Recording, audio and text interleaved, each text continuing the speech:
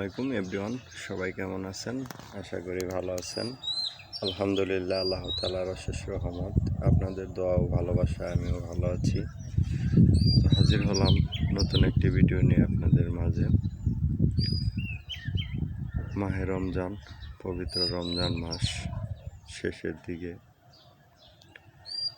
হয়তো খুব কম মানুষের কপালে এরকম সুন্দর একটা দিন আসে, তাই পবিত্র রমজান মাসকে পবিত্রভাবে আমরা উদযাপন করি এবং লাস্টের যে 2-3টা দিন আছে আল্লাহ তাআলার কাছে ক্ষমা প্রার্থনা করি।